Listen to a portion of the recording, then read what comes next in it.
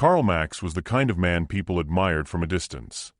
Not because he demanded respect, but because life had shaped him into someone who didn't speak unless he had something meaningful to say. 29.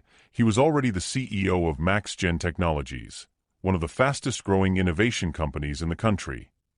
People saw the wealth, the tailored suits, the quiet confidence, the meetings in glass-walled offices high above the city. But nobody saw the boy he once was. The boy who grew up with more questions than answers. Who learned to stand on his own because no one else would stand for him. Who worked through the night, building prototypes on a borrowed laptop, eating instant noodles and convincing himself that someday it would all be worth it. And one day it was. But success is louder than love. And Karl didn't realize how loud his success had become until he met her. Her name was Elena Brooks. Not extravagant. Not loud. Not the type of woman people noticed when she walked into a room. But Karl noticed. The first time he saw her, she was sitting on a park bench with her sketchbook, painting the evening sky. Her eyes had the same softness as twilight, calming. Warm, quietly beautiful. He didn't know how to approach her, so he simply sat beside her, silent, just watching her paint. And she didn't mind the silence. That was how their love began. Not in grand fireworks, but in quiet, comfortable understanding. Karl wasn't used to soft things. He was used to challenge, competition, forward motion. But Elena brought calm into his chaos. She didn't care about his company. She didn't ask about his finances. She didn't take pictures beside him for people to see. She just loved him as he was, as he tried to be. She would show up at his office with warm food when he forgot to eat. She left notes in his jacket pocket that simply said, "Don't forget your heart." She prayed for him when he didn't believe in prayer. She rested her head on his chest when the world felt heavy. She reminded him that being held was not a weakness. Karl didn't know how to say thank you in words, so he said it in silence, in the way he held her close, in the way his eyes softened when she spoke. He loved her. But love, when not spoken, becomes fragile. As MaxGen expanded, Karl's time slowly slipped away. Meetings turned into late nights. Late nights turned into nights he never came home. Elena would leave dinner on the table, then wait, then fall asleep alone. She tried to understand. She tried to be patient. She reminded herself that this was just a phase, that their love was stronger than exhaustion. But silence can grow louder than words. And loneliness can exist even when someone is right beside you. One evening, she stood at the kitchen counter, her fingers trembling slightly as she stirred a pot of soup. Karl walked in. He looked tired. Not physically, but somewhere deeper. Somewhere the world couldn't touch. She turned to him, her voice small. "Karl, do you still see me?" He froze, not because he didn't love her, but because he didn't know how to answer a question that came from someone slowly slipping away. He stepped forward, placed his hand on her cheek, but the words never came. She smiled, a sad, quiet smile, and nodded as if answering herself. "It's okay. I know you're trying." But love is not something that survives on effort alone. T needs presence, T needs expression, T needs to breathe. Days passed. Then weeks. Their conversations shortened into practical exchanges. "Did you eat?" "Yes." "You're coming home tonight?" "I'll try." No arguments, no anger. Just distance, gentle, quiet distance, like two people on opposite sides of a slowly drifting boat. Elena began seeing every little moment they used to have, his hand in hers. Their laughter. The way they would sit on the couch and say nothing but understand everything. And every night she asked herself, when did love start hurting like this? Karl didn't notice the change. Because he believed love was something that stayed as long as the heart remembered. He didn't realize love also needs to be shown. He didn't realize he was losing her. Not yet. Not until the day she looked at him with eyes full of exhaustion, not of the body but of the soul, and said softly, "I don't want to be loved in silence anymore." And Karl still didn't understand what those words meant. Not yet. But he would. Soon. When it was already too late. Time has a way of changing love without announcing it. For Karl, the days became schedules. The schedules became deadlines. And the deadlines became his entire life. He didn't notice that Elena had stopped waiting by the door for him. He didn't notice that the dinners she cooked were no longer warm, that the notes she used to hide in his coat pockets were no longer there. He didn't notice her heart quietly dimming, not because he didn't love her, but because he believed that love would stay simply because it existed. But love is not a photograph. It is a living thing. Tea can fade when no one holds it. One afternoon, when the sun was soft and golden, Karl was in his office, surrounded by glass, numbers, and silent ambition, when his personal assistant knocked softly. "Sir." Ms. Elena brought lunch.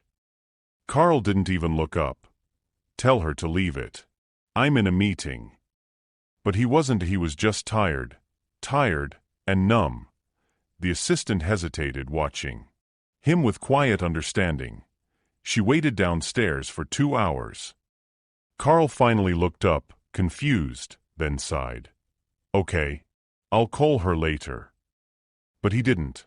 Not that day, not the next, not the week after. And that was how hearts break. Not in crashes, but in quiet, unanswered moments. Meanwhile, somewhere else in the city, Adrian Cole entered her life. He was everything Karl was, but louder in the ways Karl was silent. Successful investor. Charming. Present. He didn't build his success with isolation. He built it with people, smiles, and attention. He met Elena in the simplest of places, an art supply store. She was buying new brushes, though she hadn't painted in months. Adrian recognized her. "You're Karl Max's partner, right?" he asked casually. She nodded politely, distantly. "He's a brilliant man," Adrian continued, "but brilliance can be lonely." Elena paused. Tea was the first time anyone had said something that felt like a mirror. Adrian wasn't intrusive, didn't flirt, didn't push, simply saw what Karl no longer saw, a woman trying not to fall apart. Over the next weeks, their interaction stayed small and accidental: a coffee shop corner, a conversation outside a gallery, a message checking if she was okay. Elena never betrayed Karl. Not with her hands, not with her body, but her heart. Her heart was tired, and tired hearts look for warmth. Adrian became warmth. Someone who asked, "How are you?" and waited for the answer. Someone who listened when she spoke. Someone who noticed when her voice trembled. And Karl still didn't see. One evening, rain was falling, slow and steady, the kind of rain that makes silence feel heavier. Elena was sitting on the couch, sketchbook on her lap, but her pencil wasn't moving. Karl entered, coat soaked, eyes exhausted. He walked past her, straight to the bedroom, without a word. Her voice was barely above a whisper. "Karl, can we talk?" He stood in the doorway, back turned, hand on the frame as if deciding whether to stay or run. "What is it?" Elena looked at him, eyes soft, not angry. "I'm losing you." Karl closed his eyes. Not because he didn't care, but because caring hurt. "You knew I was building this," he answered quietly. "You knew this was temporary." She nodded, tears forming, but she blinked them back. "I didn't ask you not to work. I just wanted to still matter." Karl turned then, his voice calm, steady, "Wrong. You do matter. But words without presence feel like echoes." Elena smiled, the kind of smile that breaks instead of brightens. "I know you love me, Karl.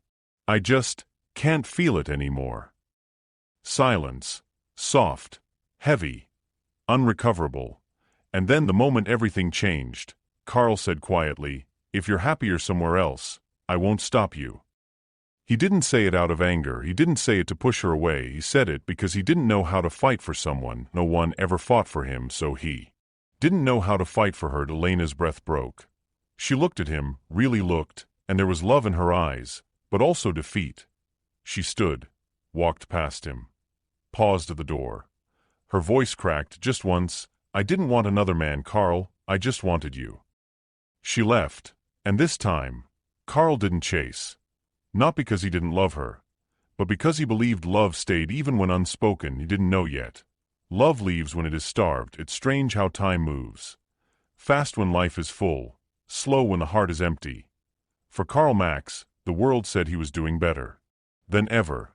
His company expanded across continents. His face appeared in magazines. Every business article called him the kind of genius born once in a generation. He stood in boardrooms filled with applause, he received awards in grand halls with sparkling chandeliers, he traveled the world in private jets. And yet, every night, he came home to silence. Not quiet, but silence that echoes. Silence that reminds you of what is no longer there. He would walk past the empty kitchen table, the one that used to have 2 plates, would look at the couch, the one where her head used to rest on his shoulder. He would open the closet, and see the tiny space where her clothes used to hang. And every night, his chest tightened, but he didn't cry. Not because he didn't hurt, but because some heartbreaks don't break loudly, they sink. Deep, quiet, permanent. Elena, on the other hand, had changed. She had disappeared from the city's light, no social media, no contact, no rumors. Just gone. And in her absence, the world did not stop, but Karl did. Just a little. A tea happened on a Wednesday. Not a special day. Not a meaningful date. Just an ordinary afternoon, the kind that doesn't warn you that your life is about to stop. Karl was walking out of a small grocery store. Not the usual expensive places he once preferred, just somewhere quiet where no one knew his name. A soft breeze passed, and then he saw her, Elena, standing by a bus stop. Her hair was slightly shorter, her figure a little thinner, her clothes simpler, but her presence was the same. Soft, warm, unforgettable. Karl's breath caught, as if the world forgot to give him air. But then, he saw the child, a small boy, around 1.5 years old. His hand wrapped gently around Elena's finger. His eyes, wide, clear, bright, almost familiar. The child turned, and looked at Karl, and in that moment, Karl saw himself, his eyes, his gaze. His quiet way of observing tea was like looking into a mirror he never knew existed. The world stopped. There were no cars, no street noises, no passing conversations. Just 3 hearts, and the weight of everything unsaid. Karl stepped forward. Elena, her shoulders stiffened. She didn't look angry. She didn't look afraid. She looked tired. The kind of tired that comes from carrying something alone for too long. Karl. Her voice was calm, almost steady, but her hands were trembling. His eyes went to the child again. Is he? She nodded, no drama and no hesitation. Just quiet truth. Yes. Karl's chest tightened sharply, as if someone reached inside and pulled something out. His next words came fragile. Why didn't you tell me? Elena's eyes filled, but didn't spill, because she had already cried all her tears. When I found out, I wanted to come back. I wanted to tell you. I wanted to stand in front of you and say, we're still us. She paused, breathing shakily. But then I remembered the last thing you said to me. Karl didn't need reminding. If you're happier somewhere else, I won't stop you. She looked down at the child. I didn't want to be somewhere else, but I didn't know how to stay with someone who wasn't staying with me. Her voice broke. I didn't want to bring a child into a love that felt one-sided.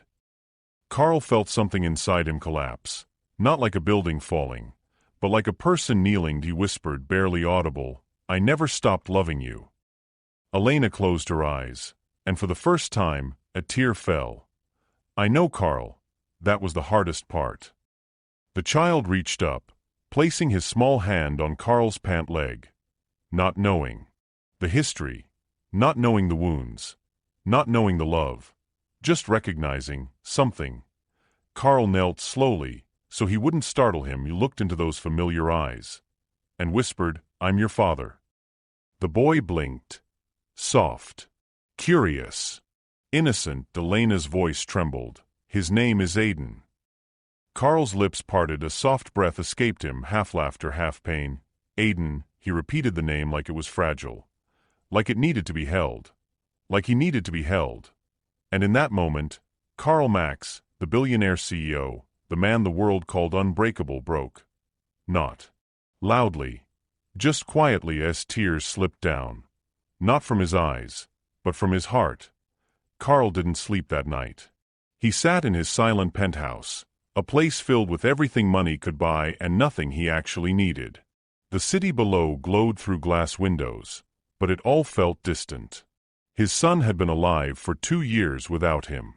That single truth held him down heavier than any contract, merger, or loss he had ever faced. The next morning, he drove to Lena's street. It was quiet, simple, almost peaceful. He stood at her door longer than he expected before knocking. When she opened, she didn't look shocked. She just looked tired. Not from life, but from carrying everything alone. Her son peeked from behind her, the same wooden plane in hand. Karl crouched down slowly. "I want to know you," he said, voice steady but soft. The child stepped forward and placed his hand in Karl's. Something small. Something fragile. Something important. Lena didn't speak. She didn't invite him in. But she didn't close the door. Karl returned the next day. And the next. And the next, he walked the boy to school. He sat at the tiny dining table while the boy drew airplanes with crayons. He didn't say, "I'll buy you 10 more." He said, "Show me how you did that wing." He listened. He stayed. He learned. Some days Lena stayed in the doorway, arms folded, watching silently. Other days she joined them, drinking tea while their son talked endlessly. Karl didn't push her. He didn't try to reclaim what they had.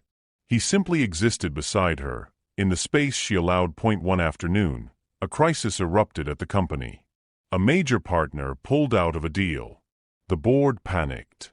Karl was expected to fix everything immediately. He spent hours in meetings, numbers and voices pressing at him from every direction. When he finally stepped outside, evening had fallen. He drove without thinking. Straight to Lena. The boy was sitting outside the building, wooden plane in his lap, waiting. He didn't cry. Didn't accuse. He just looked up. His eyes said everything. Karl sat beside him. No excuses. No explanations. The boy leaned his head against Karl's arm. Karl placed his hand over the small one next to him and held on. He didn't miss another day after that. Time moved without grand declarations. Just small moments. Shared meals. Quiet laughter. The boy telling Karl that clouds looked like islands in the sky. Lena watching the two of them, something in her face loosening bit by bit. One evening, the boy fell asleep on Karl's chest while they were all sitting on the couch. The room was dim, warm. Lena stood for a moment, looking at them. Something softened, just slightly. She sat beside Karl. Close enough to share the silence. Not touching. Just close. Days blended into something gentle. Karl was there in the mornings, was there in the evenings, was there. Not because he was proving something, but because this was where he finally belonged. On a Saturday, the three of them went to the park. The grass was still damp from early rain. Karl helped his son fold a new paper airplane. The boy threw it, laughing as it lifted into the air. Karl watched him run after it. Small legs, small laugh, everything bright. And when he looked back, Lena was watching him. Not guarded. Not hurt. Not angry. Just watching. Karl didn't move, didn't speak, didn't reach for her. He just looked back. Something passed between them. Something unspoken. Something real. Not the love they used to have, a new 1.1 that could last.